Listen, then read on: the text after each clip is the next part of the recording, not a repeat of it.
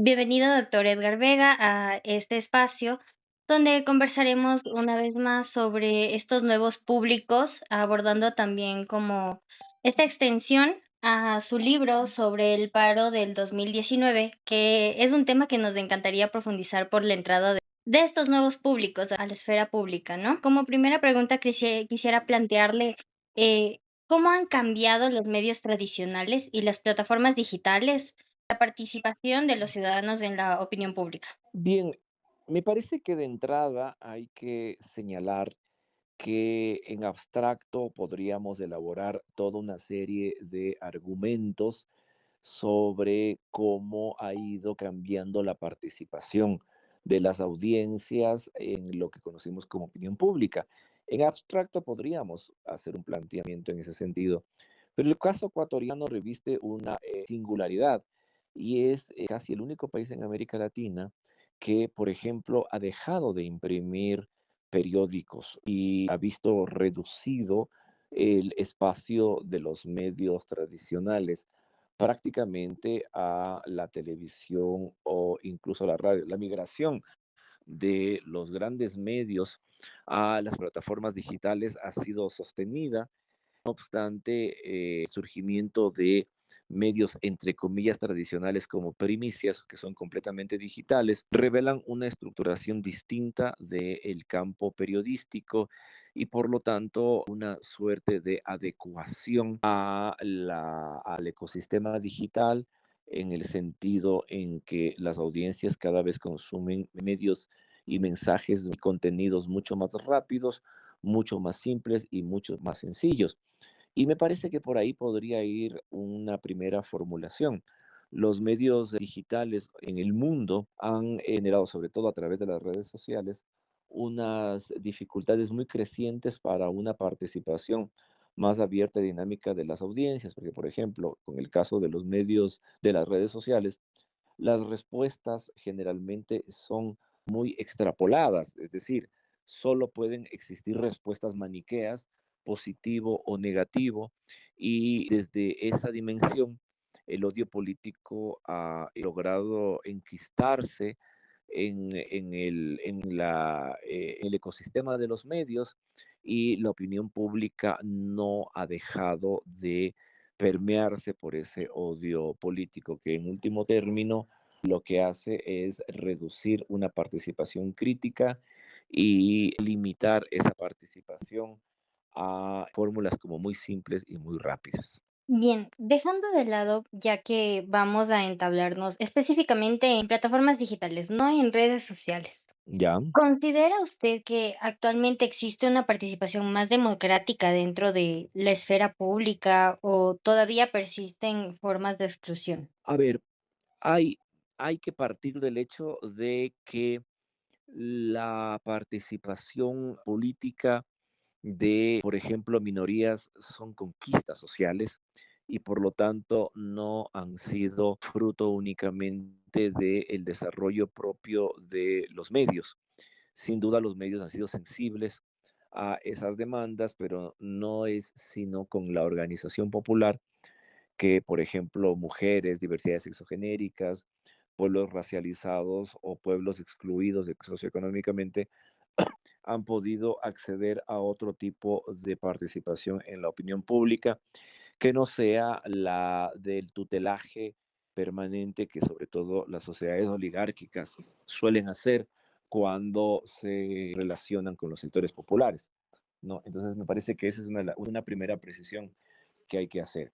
Tu pregunta me retrotrae mucho al debate que hubo a inicios de este siglo,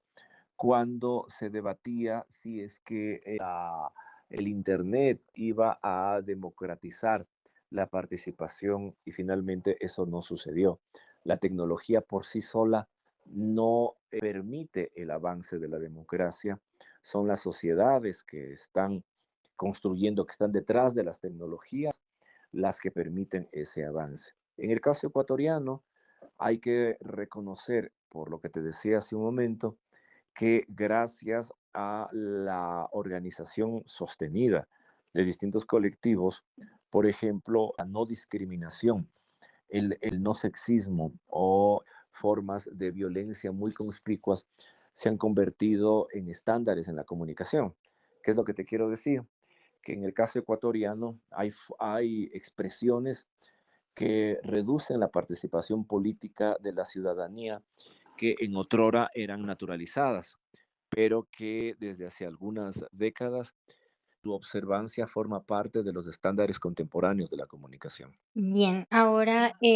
como planteamos en un principio, usted es editor de este libro El paro de octubre de 2019, medios, representaciones y disputas de sentido. En este contexto, nosotros tenemos como primera imagen de pueblos indígenas la Constitución de 2008, su integración y a la opinión pública, a la política, algo más legítimo, pero ahora desde esa experiencia, que fue un gran hecho del el paro de 2019, ¿cómo considera que los nuevos públicos influyeron en la construcción de opinión pública durante las movilizaciones de octubre en Ecuador? El paro de octubre de 2019 supone un punto de inflexión para el campo comunicacional ecuatoriano. No es que antes no habían medios digitales o medios comunitarios, sin duda lo habían, pero se activaron de manera masiva, pero sobre todo se activó las audiencias, se activó la sociedad y junto a ellas se activaron los medios digitales, los medios alternativos, los medios populares, los medios indígenas, respondieron a las necesidades de esas audiencias y es desde allí que finalmente de forma masiva y contundente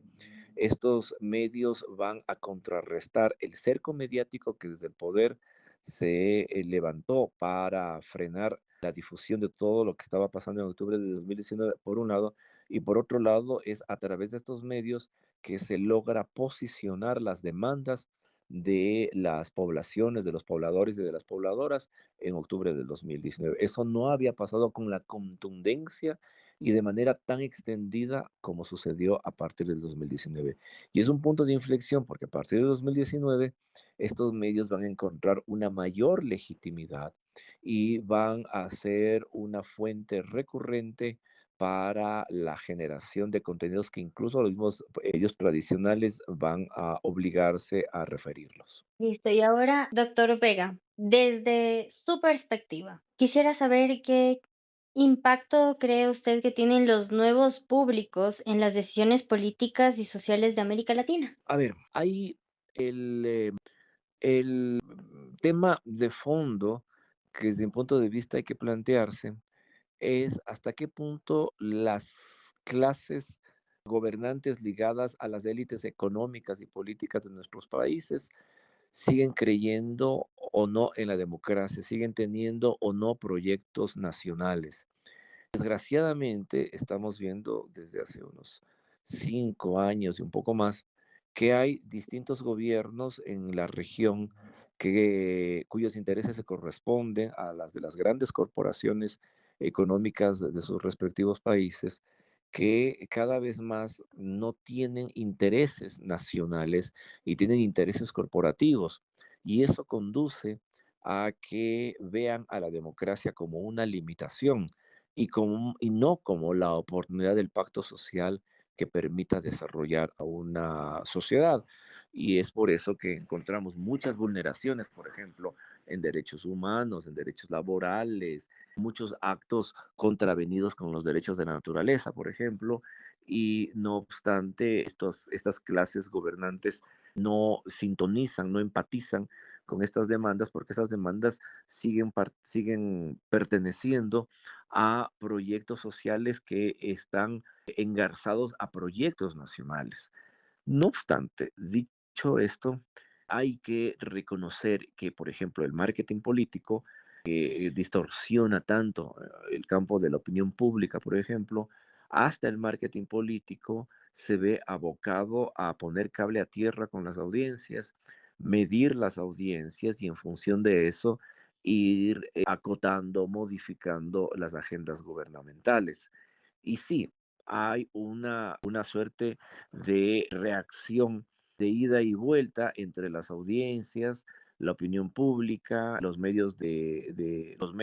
y sobre todo los gobiernos, porque en más de una ocasión, cuando esos gobiernos han tomado medidas impopulares, por ejemplo, o medidas controversiales, es a través de las redes sociales, es a través de los medios digitales que los gobernantes han tenido que modificar, no digo cambiar radicalmente, pero sí al menos modificar las retóricas desde donde se han planteado sus distintos programas de acción. Muchas gracias entonces por su opinión, su participación en este pequeño espacio nuevamente y un placer haber recibido todas sus respuestas, doctor Vega. Muy bien, gracias a ti y encantado de colaborar.